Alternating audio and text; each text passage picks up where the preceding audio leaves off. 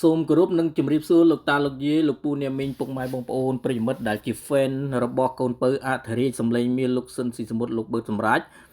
លោកតាលោកយាយថ្ងៃនេះបងកង3សូមជូននៅលិខិតចំហជូនចំពោះបុគ្គលដែលចោទប្រកាន់មកលើលោកបឺតសម្រាប់ថាជាជនបោកប្រាស់ហើយបានចោទមកលើលោកបឺតសម្រាប់ថាលោកបឺតសម្រាប់នឹងបានប្លន់លោកស៊ិនស៊ីសមុទ្រយកមកធ្វើជាឪពុករបស់គាត់អញ្ចឹងលោកតាលោកយាយដឹងច្បាស់ហើយថាបន្ទាប់ពីលោកបឺតសម្រាប់បានប្រកាសខ្លួនថាលោកគឺជាកូនពៅរបស់អធិរាជសម្លេងមាសលោកស៊ិនស៊ីសមុទ្រនៅលើទំព័រ YouTube ដែលមាន page ឈ្មោះចម្រៀងគ្រួសារខ្មែរនោះមកយើងឃើញថាពុកម៉ែបងប្អូនប្រិមិត្តជាច្រើនបានស្រឡាញ់និងគាំទ្រសាទរនៅដំណក់ឈាមពិតៗរបស់អធិរាជសម្លេងមាសលោកស៊ិនស៊ីសមុទ្រនិងមានមោទនភាពចំពោះលោកស៊ិនស៊ីសមុទ្រខ្លាំងណាស់ដែលបានបន្សល់ទុកនៅដំណក់ឈាមមួយគ្រាប់ទៀតលោកតាលោកយាយបន្ទាប់ពីលោកបឺតសម្រាប់បានប្រកាសខ្លួនថាជាដំណក់ឈាមលោកស៊ិនស៊ីសមុទ្ររួចមកយើងឃើញថាក៏មានសាក្សីចេញមកបន្តបន្ទាប់ថាលោក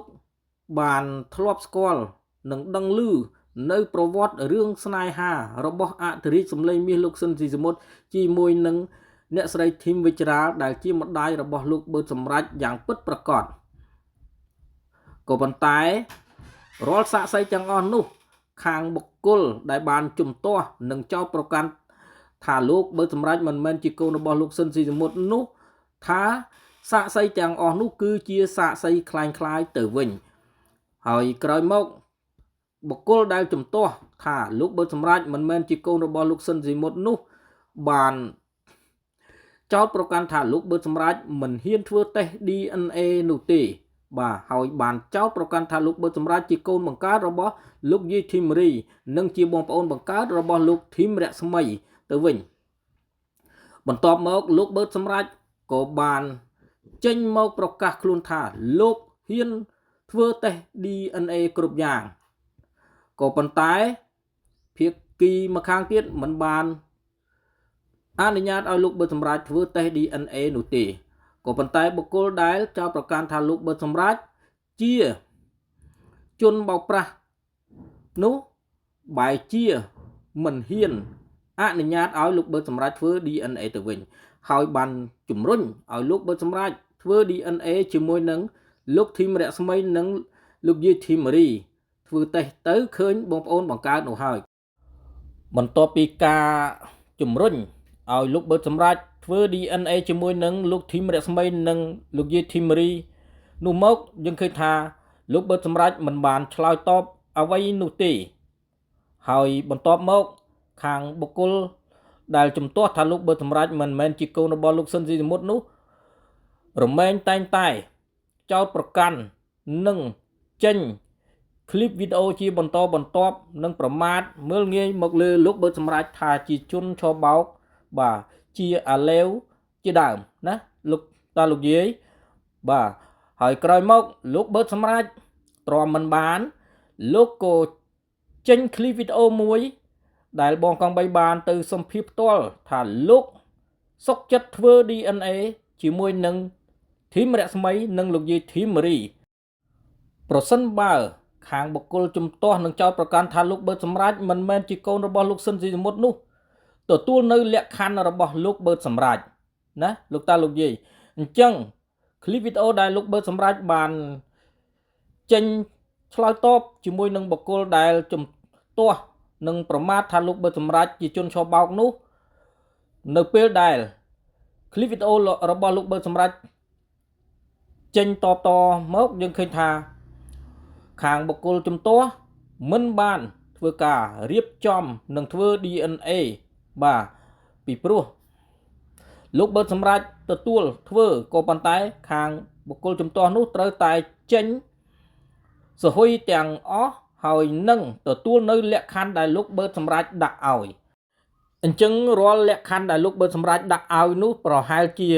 ខាងបុគ្គលជំទាស់មិនអាចទទួលយកបានក៏ស្ងាត់ស្ងៀមតែម្ដងទៅណាលោកតាលោកយាយបាទអញ្ចឹងអ្វីដែលសប្តាហ៍ថ្ងៃនេះបងកង3គាំទ្រនៅ ដំណក់ឈាមរបស់អធិរាជសម្លេងមាសលោកស៊ិនស៊ីសមុទ្រហើយទទួលស្គាល់ថាលោកបើសម្រាប់ពិតជាកូនរបស់លោកស៊ិនស៊ីសមុទ្រនោះគឺបងកង3ផ្អែកទៅលើសាកសីនិងផុសតាងគ្រប់គ្រាន់ណាហើយម្យ៉ាងទៀតខាងបុគ្គលជំទាស់ក៏មិនបានអនុញ្ញាតឲ្យលោកបើសម្រាប់ធ្វើ DNA ជាមួយផងដែរណាអញ្ចឹងនៅក្នុងអង្គច្បាប់យើងមានសាកសីបាទគ្រប់គ្រាន់ដូច្នេះលោកបើសម្រាប់ពិតជាកូនរបស់លោកស៊ិនស៊ីសមុទ្រប្រសិនបើយើងមិនបានធ្វើតេស្ត DNA ណាពីព្រោះរឿងអ្វីក៏ដោយតុលាការត្រូវការសាកសីក៏ប៉ុន្តែសាកសីដែលច្បាស់ការនោះគឺនៅរស់លោកយាយធីម៉ារីនេះឯងបាទណាលោកយាយធីម៉ារីនេះឯងដែលជាម្ដាយធំបង្កើតរបស់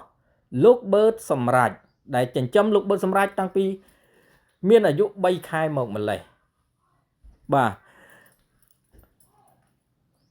អញ្ចឹងរឿងរ៉ាវអ្វីក៏ដោយគេត្រូវការសាកសីតែយើងមានសាកសីតើលោកប៊ឺតសម្រេចគាត់មានសាកសីដូចជាលោកយាយធីម៉ារីជាអ្នកចិញ្ចឹមរបស់លោកប៊ឺតសម្រេចហើយអ្វីដែលច្បាស់ការនោះគឺលោកប៊ឺតសម្រេចព្រម DNA ជាមួយនឹងលោកយាយធីម៉ារីនិងលោកធីមរស្មីបាទក៏ប៉ុន្តែ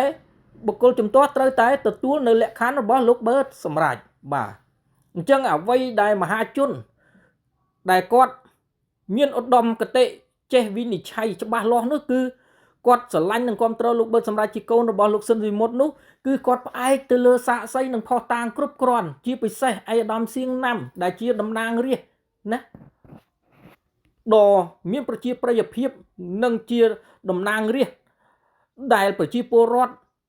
កោតសរសើរនិងគោរពស្រឡាញ់ដែលលោកតែងតែយកចិត្តទុកដាក់និងជួយយកអាសាដល់ប្រជាពលរដ្ឋរបស់លោកបាទលោកខិតខំប្រឹងប្រែងពុះពៀស្វែងរក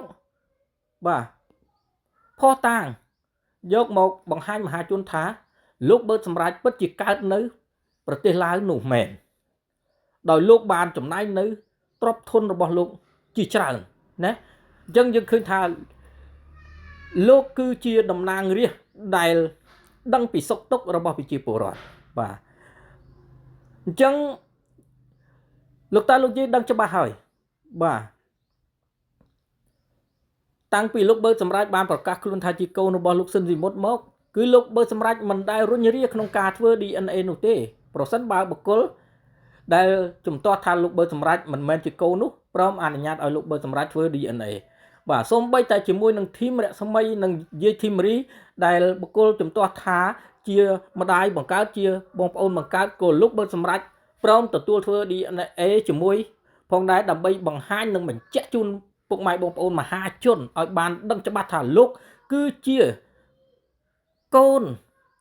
កំសត់របស់លោកស៊ិនស៊ីមុតពិតប្រាកដមែនជាកូនឥតខាន់ស្លារបស់លោកស៊ិនស៊ីមុតដែលមានម្ដាយឈ្មោះធីមវិជ្ជរាពិតប្រាកដមែនបាទណា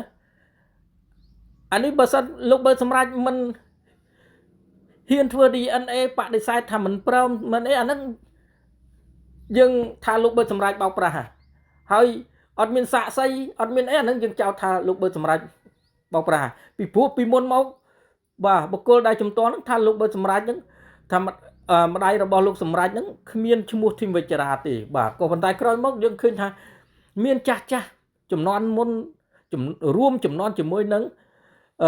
អ្នកស្រីធីមវិជ្ជរាលោកស៊ិនស៊ីមុតនោះគឺគាត់បានស្គាល់អ្នកស្រីធីមវិជ្ជរាពិតប្រាកដមែនបាទហើយសម័យកាលនោះភាគច្រើនគេមិនដែលហៅតកូលធីមទេបាទគេហៅវិជ្ជរាបាទបងប្អូនដឹងហើយសូម្បីតែខ្ញុំហ្នឹងបាទឈ្មោះពិតប្រាកដឈ្មោះប៊ុនឋានមិនដែលហៅដល់អ្នកខ្លះគេហៅខ្ញុំបងកង3អញ្ចឹងទៅបាទអ្នកខ្លះហៅមុនប៊ុនឋានអញ្ចឹងទៅអាហ្នឹងតែជាផ្លូវការធម្មតាគេហៅតែនាមឈ្មោះយើងទេនាមតកូលគេអត់ហៅទេណាលោកតាលោកយាយបាទអញ្ចឹងចាស់ដែលគាត់រួមចំនួនជាមួយនឹងអ្នកស្រីធីមវិជ្ជរាលោកស៊ិនស៊ីមុតគឺគាត់ស្គាល់ច្បាស់ណាស់គាត់ស្គាល់តកូលដូចជាលោកយាយម៉ាអ៊ុំផាសេរីមីណា ដែលគាត់ជាអតីតអ្នករំរបាំនៅវាំងជាមួយនឹងអ្នកស្រីធីមវិចារាផងដែរគាត់ស្គាល់ច្បាស់ណាស់គាត់ហៅថាអ្នកស្រីធីមវិចារាគាត់ហៅថាធីមទេណាពុកម៉ែបងប្អូនប្រិយមិត្តស្គាល់ច្បាស់ហើយ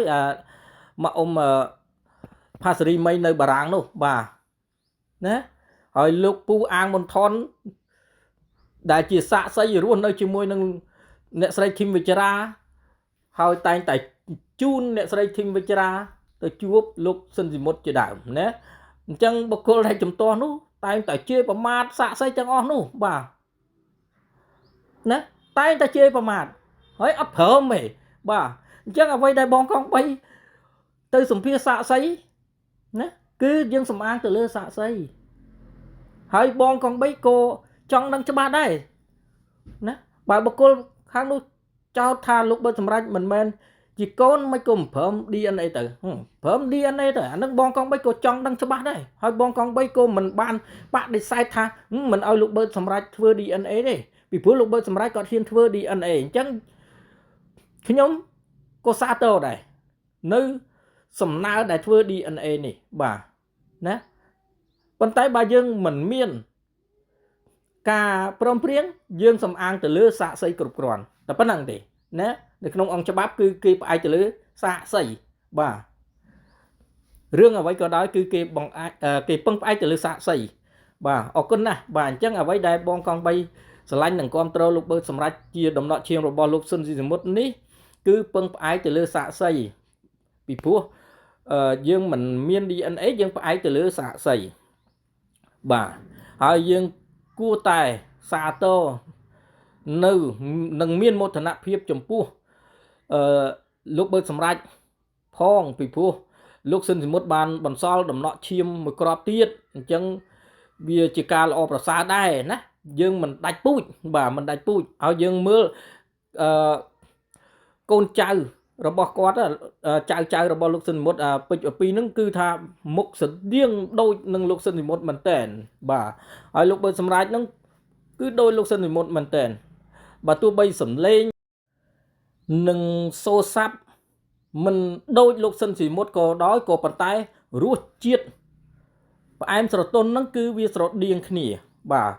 តែដោយសារបត់ខ្លះលោកប៊ិតសម្រេចគាត់មិនមានការវឹកហាត់ច្បាស់លាស់ក៏វាមានការខុសឆ្គងខ្លះផងដែរវាមិនល្អឥតខ្ចោះទាំងអស់នោះទេលោកតាលោកយាយបាទអញ្ចឹងមិនមែនឲ្យតែកូនគឺមានសម្លេងដូចឪពុកហើយមានសាច់ឈាមដូចឪពុកមានសក់ដូចឪពុកមានអ្វីដូចឪពុកនោះទេបាទมันអាចទៅរួចទេពីព្រោះនិស្ស័យមនុស្សយើងកើតមកជាមនុស្សគឺនិស្ស័យខុសគ្នាណាអញ្ចឹងអ្នកខ្លះឪពុកម្ដាយស្អាតកូនកើតមកខ្វិនខ្វងខ្មៅខ្វាក់ភ្នែកកោថ្លង់ណាមិនក៏មិនលើកឡើងផងណា